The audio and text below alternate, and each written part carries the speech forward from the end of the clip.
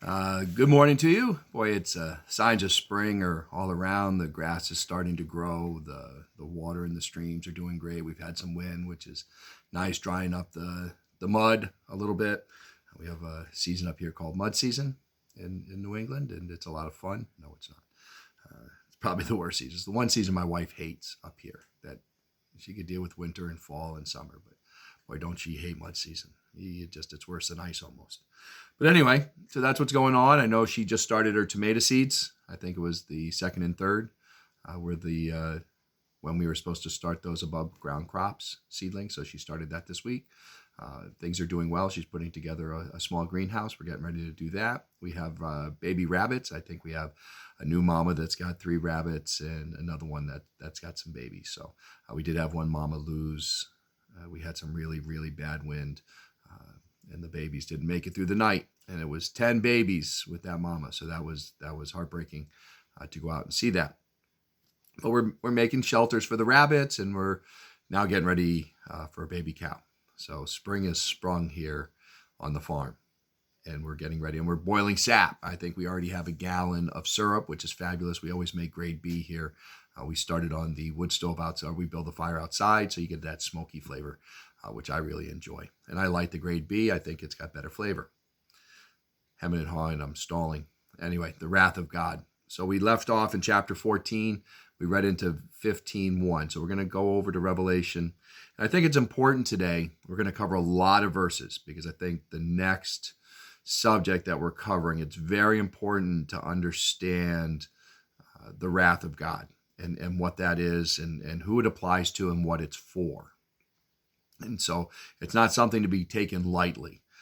I think it's very clear.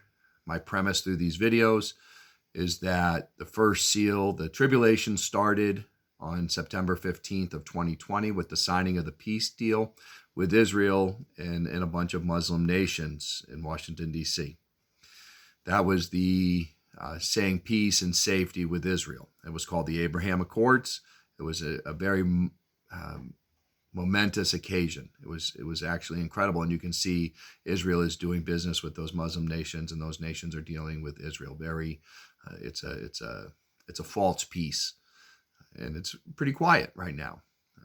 There's some Palestinian action, which is always going to be there. But that peace deal was signed, and the first seal was open, and that first seal was the white horse. And at the same time, the white horse conquers the earth. And if you think back 2 years ago, when certain things showed up on the scene, the whole earth was subdued. People were locked in their homes. People were forced to wear certain clothing and items. And the whole earth, people were given money and stimulus checks, and the whole earth was subdued because of a crown, right? The rider of the white horse has a crown. He has a bow, and we forget that. And so the second horse, the second seal, and I believe through these teachings that the seals represent what man's doing to man on the earth over the course of 7 years. So each seal opens. So the first one opened, it started, and it'll go a year. And then the second seal opens and goes for a year. And that was the red horse, started in September. And that horse, the rider of that horse has a great sword, and he takes peace from the earth and causes men to kill one another. And when we did those studies, we saw that Jesus talked about that in Matthew, Mark, and Luke, talking about, nation shall rise against nation and kingdom against kingdom. And this is the beginning of sorrow. So the first half of the tribulation is the beginning of sorrows. And so we're about halfway through that. And then sometime in September, again, I'm sticking to my theme that the seals represent a year. Sometime in September, starting in September, will be the black horse. And that black horse has a pair of balances. And then it goes on to say that it's a measure of wheat for a penny and 3 measures of barley. So you take that, I take that as hyperinflation, and there's no food, right? And the pair of balances and the black horse. Now, the white horse, I say, is the medical community. The red horse, I can see as communism and the contamination of blood and people on the earth becoming hybrids. So the black horse, I surmise, is the judicial system. And it's been pressed upon me, but I can't say it with scriptural. I'm just going to say dogmatic. But, is there coming a time of a blackout? How are you going to institute a worldwide digital currency? How are the currencies going to be brought over? How are people going to give up their paper dollars and go to a digital currency? And how do you reset something? If you look up World Economic Forum and you look up the Great Reset, if you think of your phone in a factory reset, right? You shut it off, you leave it off for a few minutes, and then you turn it back on and you can do it. Computer, how do you reset something? You have to shut it down, power it off, let it sit there for a period of time, and then you can fire it back up so you can reprogram the computer. Is that the black horse? A blackout? What man's doing to man so that we can reset the currency? I'm just throwing it out there. But we know that the balance I believe, is dealing with the currency. I know Brother Scott believes it's dealing with the two witnesses, which again, I do believe show up next year at some point. So it could be that. But I believe that it's going to get worse from where we're at now. So that's what we've covered. So that's what's coming. And then we obviously know that the last horse, the pale horse, death and hell come. And that's a year and a half away. And that's where 25% of the world is going to be killed by famine and sword and pestilence and beasts of the earth. So then what I've been teaching, right, is that we're here for the sixth seal. The sixth seal opens, and that deals with the fifth and sixth trumpets. We've looked at that. And then the seventh seal opens, right? And if you go back to Revelation, and you see that in chapter 8, Revelation chapter 8, and he opens in verse 1, and when he had opened the seventh seal, there was silence in heaven about the space of half an hour. And then John gets to see the ones that are preparing to sound the trumpets. And if you go down to verse 5, it says, the angel took the censer and filled it with the fire of the altar and cast it to the earth. And there were voices and thunders, lightnings, and an earthquake. And then if you go over to Revelation chapter 16, 18, you see that same wording, and there were voices, thunders, lightnings, and there was a great earthquake, such as not was since the men were upon the earth, so mighty an earthquake and so great. 15 and 16, which is what we're going to cover, is the wrath of God. It's the seven. If you look at it right, you see it in verse 15, verse 1. I saw another sign in heaven, great and marvelous, 7 angels having the 7 last plagues, for in them is filled up the wrath of God. And I saw, as it were, a sea of glass mingled with fire, and them that had gotten the victory over the beast, and over his image, and over his mark, and over the number of his name, stand on the sea of glass, having the harps of God. And they sing the song of Moses, the servant of God, and the song of the Lamb, saying, great and marvelous are thy works, Lord God Almighty. Just and true are his ways, thou King of saints. Who shall not fear thee, O Lord, and glorify thy name? For thou only art holy. For all nations shall come and worship before thee, for thy judgments are made manifest. And after that I looked, and behold, the temple of the tabernacle of the testimony in heaven was opened, just like we saw earlier. And the 7 angels came out of the temple, having the 7 plagues, clothed in pure and white linen, and having their breasts girded with golden girdles. And one of the 4 beasts gave unto the 7 angels 7 golden vials, full of the wrath of God, who liveth forever and ever. And the temple was filled with smoke from the glory of God and from his power, and no man was able to enter into the temple till the 7 plagues of the 7 angels were fulfilled. And I heard in verse 16, verse 1, and I heard a great voice out of the temple saying to the 7 angels, go your ways and pour out the vials of the wrath of God upon the earth. I want to stop here. This is the wrath of God. So many people that believe in a pre-tribulation rapture always quote the same verse. God is not appointed unto wrath. And I say amen to that. We saw in the last teaching that we were the sickle and we were harvested, and we saw it in chapter 10 at the 7th trumpet. What do I teach? 1 Corinthians 15, 51 and 52. 1 Thessalonians 4, 13 through 18. There are certain qualifications at the last trump. When the trumpet shall sound, the dead in Christ shall be raised first, and we which are alive and remain shall be caught up together with the Lord in the air. There's only one place you see that. It's Revelation chapter 10. That is the blessed hope, what people call the rapture. And then 14 is still tying in with that. So now we are at the end. We are at the 7th seal, the last year. And 7 vials have been filled up with the wrath of God. And I think it's very important that we look at this, the wrath of God. and what it is and why it's poured out. And I did it in order, and I think it's very important that this is the wrath of God. This is, if you go back to Revelation chapter 6, let's deal with Revelation chapter 6.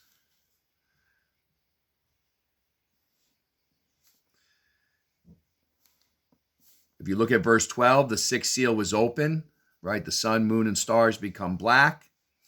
Stars, heaven fall. But at the end, it says, verse 17, for the great day of his wrath is come, and who shall be able to stand? So once the sixth seal is fulfilled, the great and mighty men of the earth who hate God know that the wrath of God is now going to be poured out upon the earth. It's after the sixth seal. It's the seventh seal's judgment that we saw in chapter 8. I think it's very important that you see that. We are here through the sixth seal. During the sixth seal is when the seventh trumpet sounds. We go up in that period of time. There's 1, 2, 3, 4, 5, 6 trumpets. The seventh trumpet is when we go up.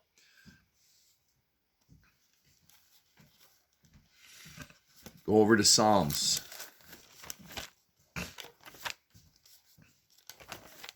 Psalm 75.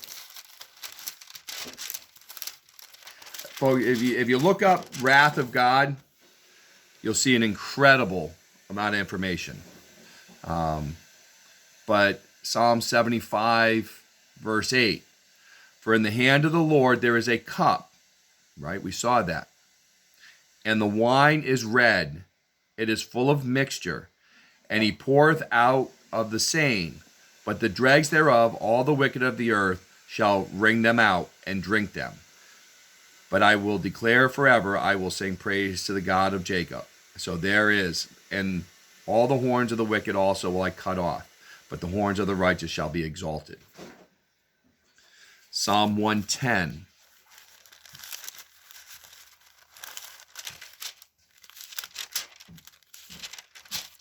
Psalm 110.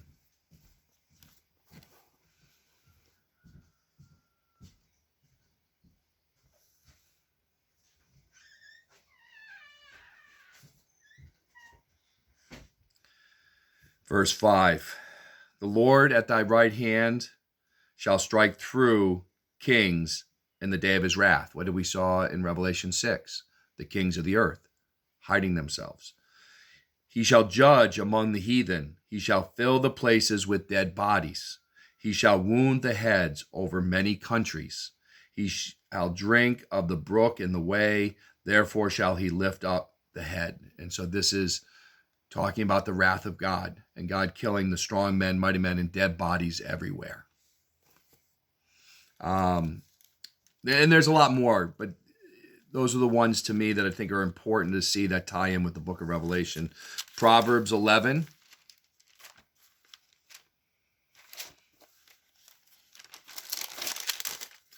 Proverbs 11, where was it? I saw it. I have my note. Just a quick one, Proverbs 11, verse 4. Riches profit not in the day of wrath, but righteousness delivereth from death.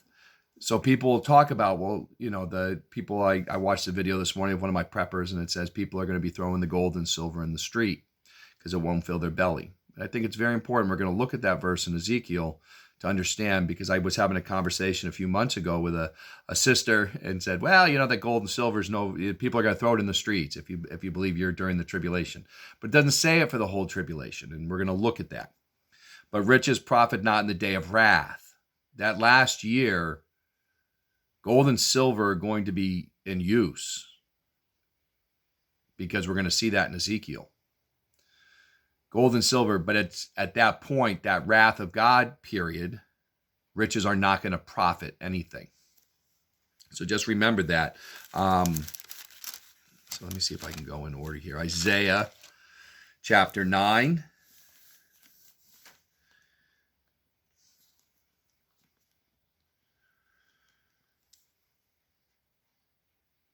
So if you look at verse 19, 9:19, talking about a prophecy, through the wrath of the Lord of hosts is the land darkened, and the people shall be as the fuel of the fire.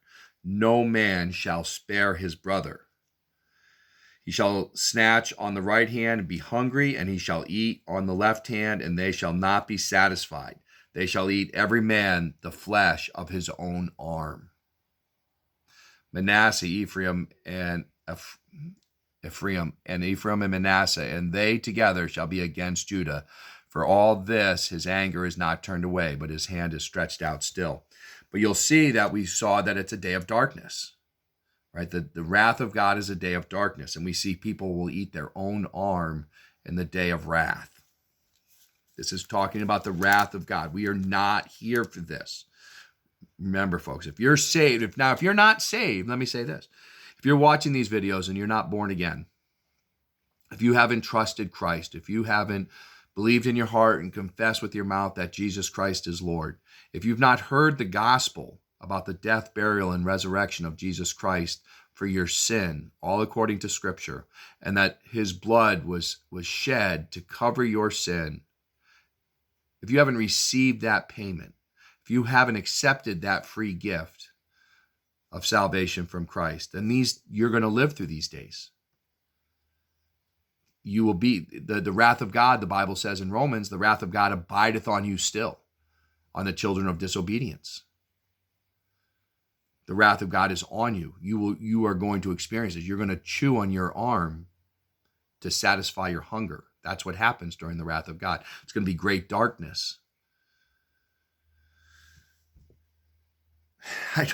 I'm warning you to flee from the wrath to come. That's what these videos ultimately are about, to flee from the wrath to come. Well, where do you flee to? You can just run wildly. That won't get you anywhere. Flee to Christ. Flee to Christ. Anyway, so 9:19. Isaiah 13.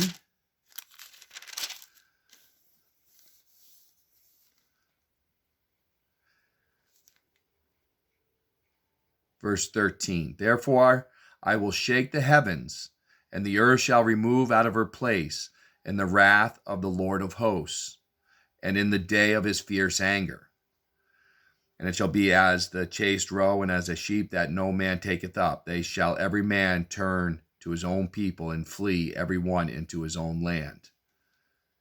Every one that is found shall be thrust through, and every one that is joined unto them shall fall by the sword. Their children also shall be dashed to pieces before their eyes. Their houses shall be spoiled, and their wives ravished. Behold, I will stir up the Medes against them, which shall not regard silver, and as for gold, they shall not delight in it. This is the day of the Lord. This is the day of his wrath.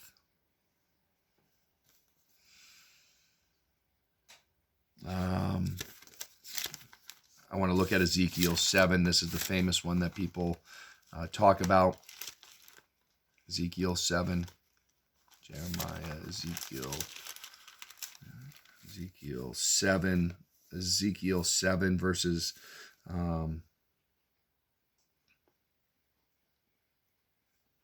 16 through 19 or 20. But they that escape of them shall escape, and shall be on the mountains like doves of the valley, all of them mourning every one for his iniquity. And we see that remember we saw in Matthew, Mark, and Luke where they were told to don't go down into your house, don't go back into your house from the field, don't come down if you're on the roof, just run to the mountains. Here it is right here. This is a prophecy that Jesus was teaching in Matthew, Mark, and Luke. Verse 17, all hands shall be feeble, and all knees shall be weak as water. They shall also gird themselves with sackcloth, and horror shall cover them, and shame shall be upon all faces, and baldness upon all their heads. They shall cast their silver in the streets, and their gold shall be removed. Someone takes away their gold. They had it, and it was taken away. Their silver and their gold shall not be able to deliver them in the day of the wrath of the Lord. They shall not satisfy their souls, neither fill their bowels, because it is the stumbling block of their iniquity. So look at that verse in 19. I like game theory. wargaming and what's coming. I do believe it's important to have assets. I believe it's important to have other than that little green piece of paper that you have, because very soon, I believe this year, you're going to get what's called a central bank digital currency.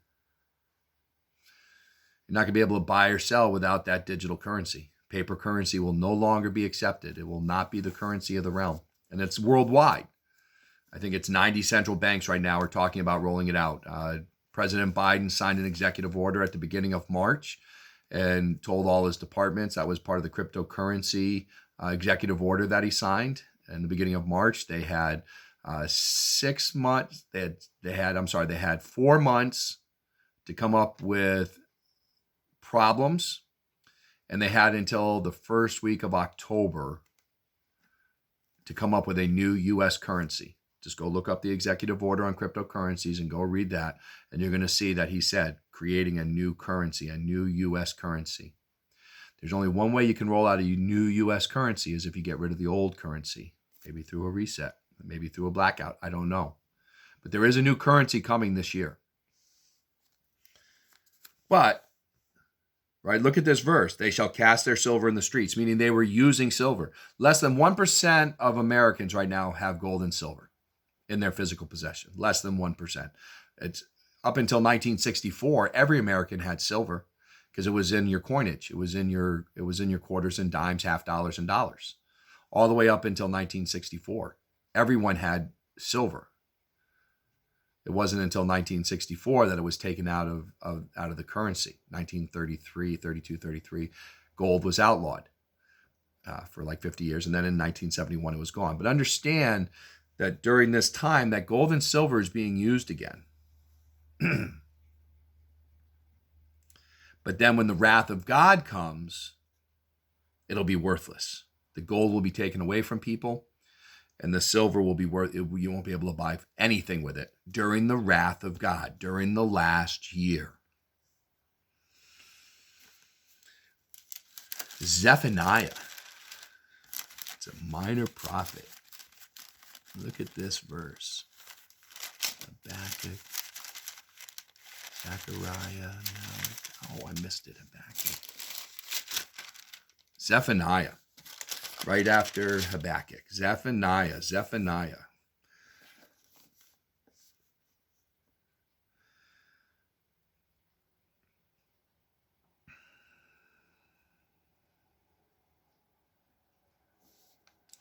Let's look at verse 12. Zephaniah chapter 1, verse 12. And it shall come to pass at that time that I will search Jerusalem with candles and punish the men that are settled on their lees, that say in their heart, the Lord will not do good, neither will he do evil. And that's what people say today. Oh, God will take care of me. God doesn't do any good or evil. God will take care of me. Well, that he won't do evil. That God can only do good. That's what people say today. I know believers that say, well, God will he's forced to take care of me. I was watching a prepper say the other day, God gives you the seeds and he tells you to go plant them. Go grow your food. God doesn't promise to plant your seeds, grow the food, and then feed you. He gives you the ability to go grow your own food and to be a husbandman of your land, your chickens, your goats, and your cows, and your sheep. We just live deliciously and unrighteously and wickedly in this present evil world. We're like Egypt. We love the garlic, the leeks, the onions, the cucumbers, the melons. We love them all. The Lord won't do any evil. And that's what people say today. And if he is, he's not going to leave me here for it. I'm saved. He's got to take me out before any trouble comes. God forbid I be chastised for my sin and my lack of faith. Anyway, that's enough preaching. I'm sorry. Verse 13. Therefore, their good shall become a booty, and their houses a desolation. They shall also build houses, but not inhabit them. And they shall plant vineyards, but not drink the wine thereof. The great day of the Lord is near. It is near, and hasteth greatly. Even the voice of the day of the Lord. The mighty man shall cry there bitterly. That day is a day of wrath, a day of trouble and distress, a day of wasteness and desolation, a day of darkness and gloominess, a day of clouds and thick darkness, a day of the trumpet and alarm against the fenced cities and against the high towers. And I will bring distress upon men, that they shall walk like blind men, because they have sinned against the Lord. And their blood shall be poured out as dust, and their flesh as the dung.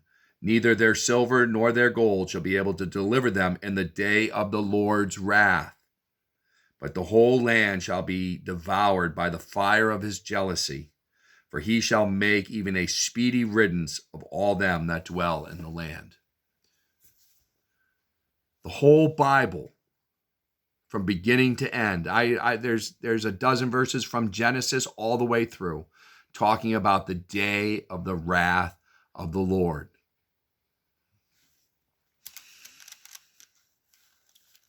Romans chapter 5.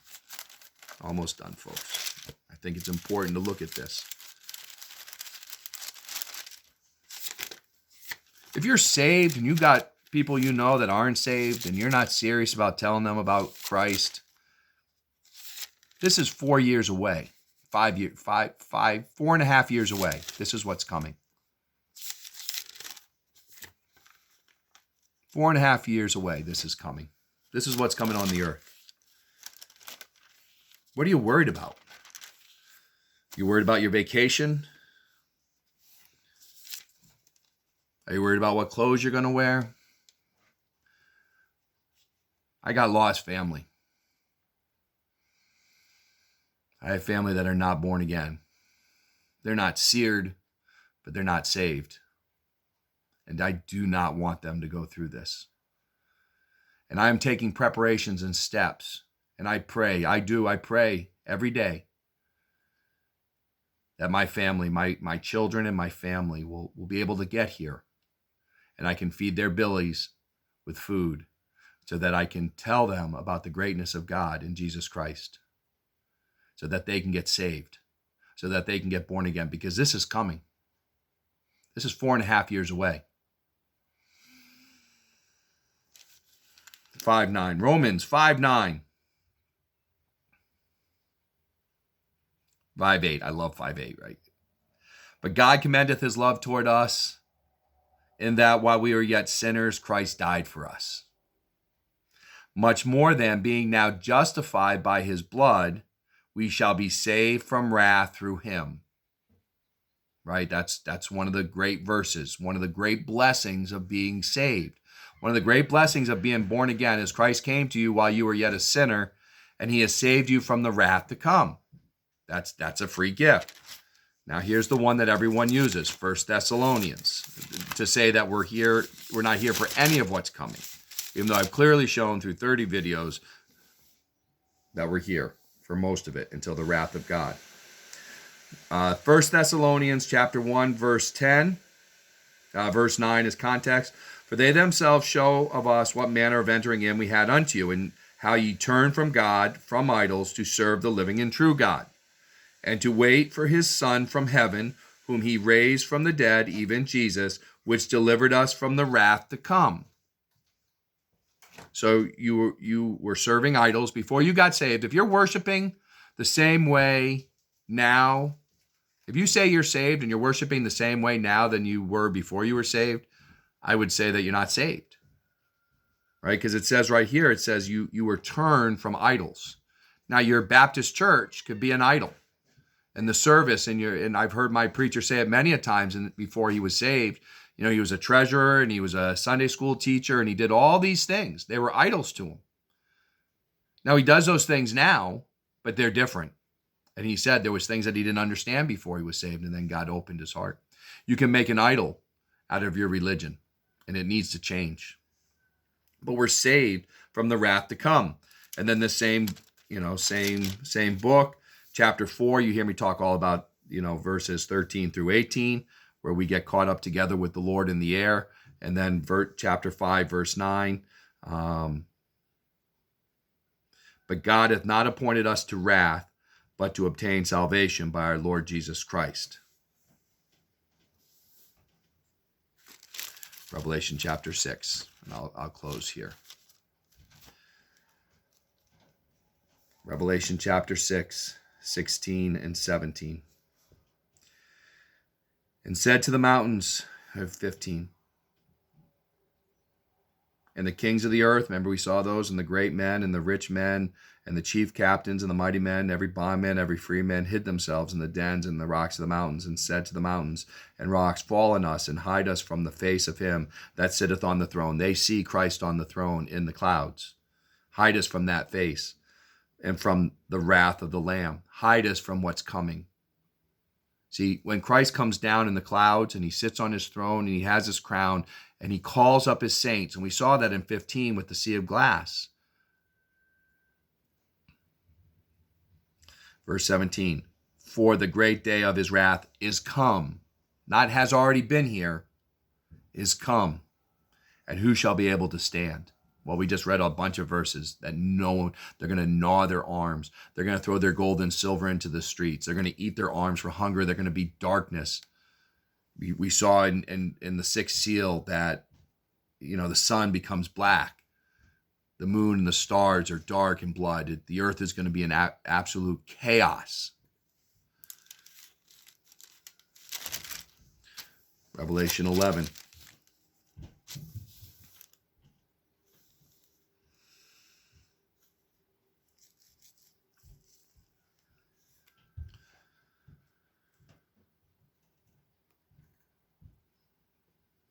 Verse 18, and the nations were angry, and thy wrath is come, and the time of the dead that they should be judged, and that thou shouldst give reward unto the servants, the prophets, and to the saints, and to them that fear thy name, small and great, and should destroy them which destroy the earth.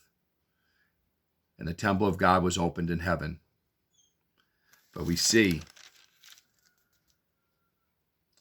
this is the seventh trumpet, and now the wrath of God is come upon the earth. Chapter 14.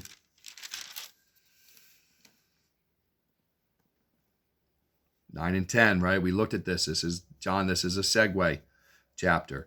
And the third angel followed, saying with a loud voice, if any man worship the beast in his image and receive his mark in his forehead or in his hand, the same shall drink of the wine of the wrath of God, which is poured out without mixture into the cup of his indignation. We read that in Proverbs. We read that in the Psalms. That's what that was saying. That was being prophesied. And he shall be tormented with fire and brimstone in the presence of the holy angels, in the presence of the Lamb. Verse 19, and the angel thrust in the sickle into the earth and gathered the vine of the earth and cast it into the great winepress of the wrath of God. And then we just read through 15.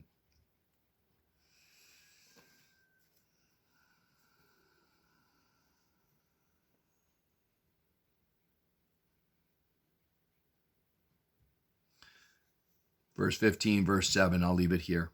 And one of the four beasts gave unto the seven angels 7 golden vials full of the wrath of God, who liveth forever and ever. And then verse 8, and the temple was filled with smoke from the glory of God and from the power, and no man was able to enter into the temple till the 7 plagues of the 7 angels were fulfilled. There's a lot there. I gave you a lot of verses. I think it's important to understand the wrath of God. It's one thing to prepare yourself for what's coming. We don't produce any medicines in this country. If you receive medicine, I think 95% of there's no antibiotics we produce. There's no factories in the United States that produce antibiotics. They all come from overseas. Most of your medicines now come from overseas. What happens when China says, we don't want the US dollars anymore? Russia's doing that right now. You can't buy Russian oil, wheat, fertilizers, unless you have gold or rubles. And as an American, we're not allowed to buy rubles right now. That means if we wanted to buy gold or fertilizer or wheat or food, and 13% of the world right now is enemies of Russia. 87% of the world is supporting Russia. 13% of the world is not. That 13%, a lot of them rely on Russian gas and oil. And Russia has said no more dollars, no more euros. Gold, rubles, or Bitcoin. What happens when China does that? They haven't condemned what Russia does. They say it's unfortunate. Those green pieces of paper in your hand are going to be worthless very soon. When I say worthless, it won't purchase anything. It'll have neat numbers on them. Until they reset it, until Satan resets this and then brings everyone under the SDR, whatever new currency they have, central bank digital currencies, little stipends coming. This is the beginning of sorrows. The wrath of God is reserved for judgment at the end, and it'll be poured out without mercy. That we have 7 seals. That's the 7th seal, the last year.